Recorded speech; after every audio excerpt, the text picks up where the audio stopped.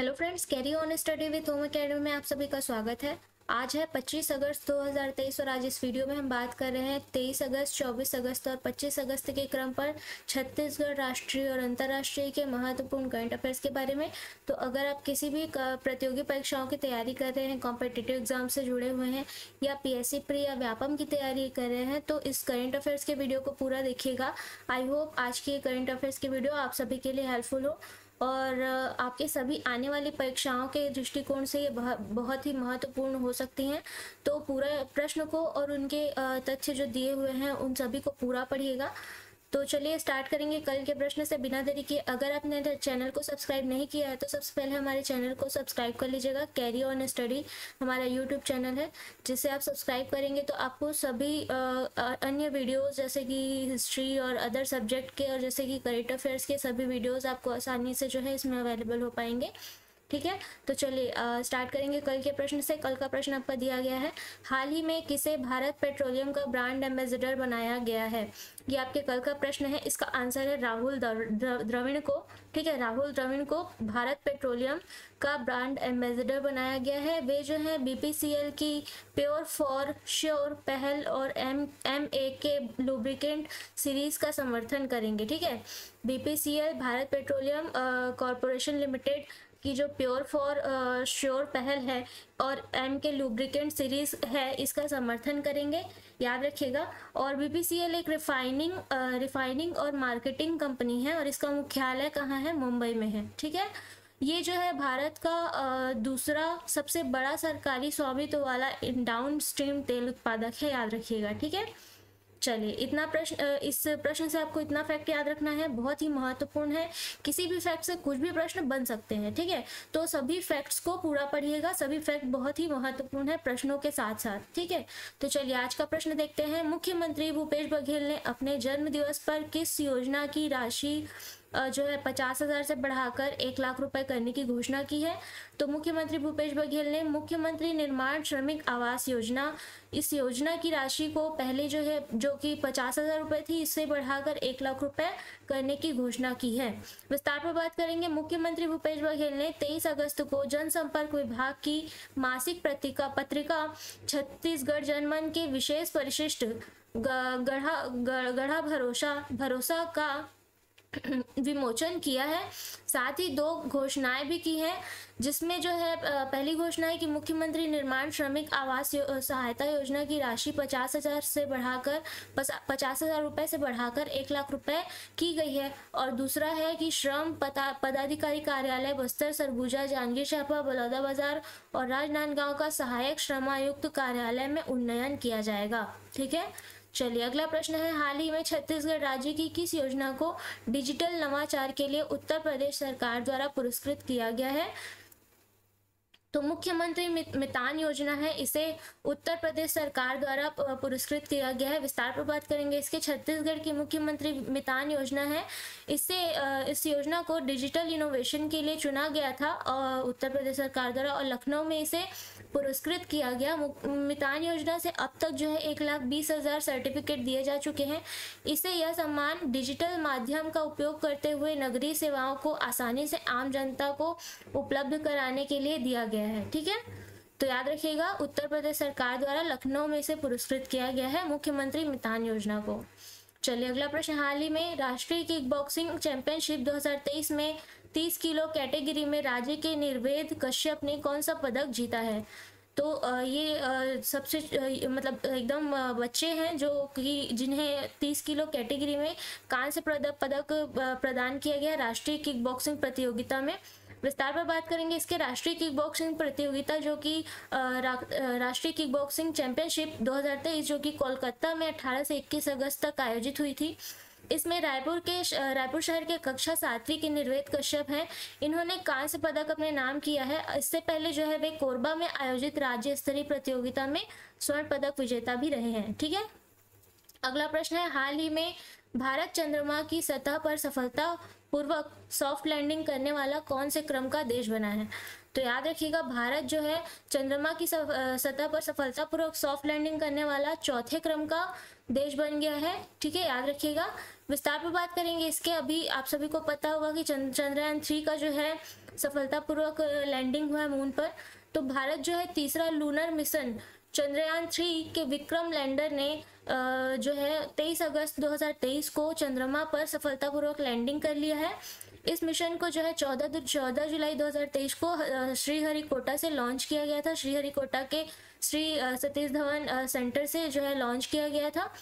इससे पहले चीन, रूस और अमेरिका ने चंद्रमा पर सॉफ्ट लैंडिंग कर ली है, याद रखिएगा, ठीक है। ये भारत जो है चौथा देश बना है सॉफ्ट लैंडिंग करने वाला। पर साथ ही चंद्रमा के दक्षिणी ध्रुव के पास सफलतापूर्वक स्पेसक्राफ्ट लैंड करने वाला जो है भारत पहला देश बना है, ठीक है।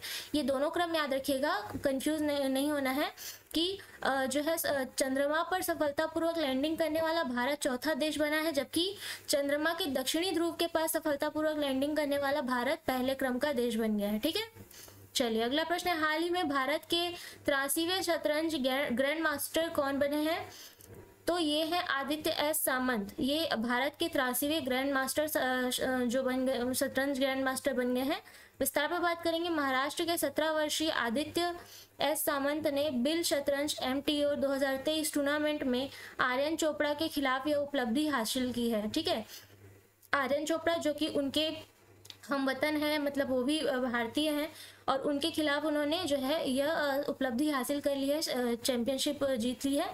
उन्होंने अपनी लाइव रेटिंग पहले ही 2500 ELO अंक के पार पहुंचा दी थी, और उन्होंने बू जियांगजी के खिलाफ जो है अपने 8वें दौर की बाजी को ड्रॉ कराया था, तथा उन्हें 9वें दौर में खेलकर उन्होंने अपना आखिरी GM नॉर्म जो है हासिल करना था, ठीक है। तो याद रखिएगा आदित्य एस सामंत ने जो है ये टूर्नामेंट जीत लिया है। चलिए अगला प्रश्न है, हाल ही में किन दो अभिनेत्रियों को 59वें 69th क्रम का राष्ट्रीय फिल्म पुरस्कार में सर्वश्रेष्ठ अभिनेत्री का अवार्ड मिला है? तो ये है आलिया भट्ट और कृति सेनन। इनके साथ साथ आलू अर्जुन है जिन्हें सर्वश्रेष्ठ अभिनेता का अवार्ड मिला है। विस्तार पर बात करेंगे, 69वें राष्ट्रीय फिल्म अवार्ड्स में आलिया भट्ट को गंगूबाई फिल्म के लिए और कृति सेनन को मिमी फिल्म के लिए जो है पुरस्कृत किया, सर्वश्रेष्ठ अभिनेत्री का अवार्ड मिला है।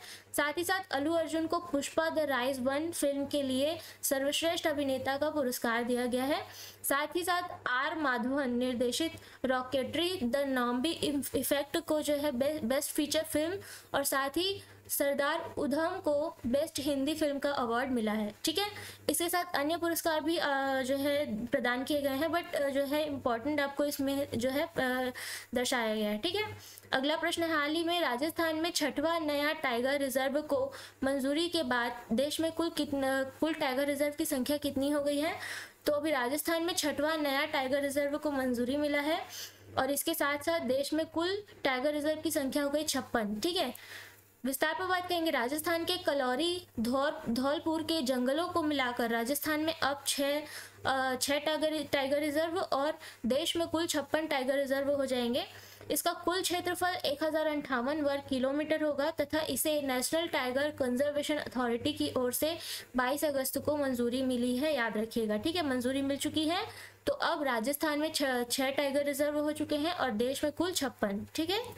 अगला प्रश्न है, हाल ही में कहाँ दुनिया की सबसे ऊंची मोटर सड़क का निर्माण शुरू किया गया है? तो ये है लद्दाख में दुनिया की सबसे ऊंची मोटर सड़क का निर्माण शुरू किया गया है।